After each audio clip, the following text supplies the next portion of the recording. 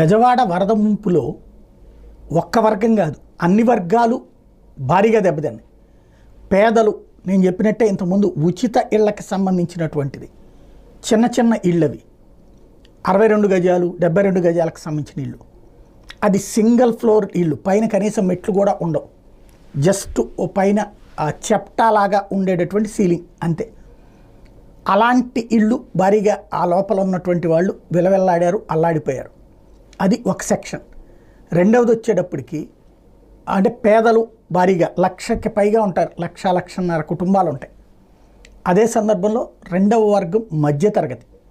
అదే ఏరియాలో ఈ పేదలకి ఇచ్చిన ఇళ్ళని పక్కన ఉన్నటువంటి ఏరియా కూడా గతంలో వెంచర్లు వేసి అమ్మడంతో 100 గజాలు చొప్పున కొనుక్కున్నటువంటి వాళ్ళు ఇల్లు కట్టించుకున్నవారు, వాళ్ళంతా మధ్యతరగతి. నందమూరి నగరు లేకపోతే కనుక ఏదైతే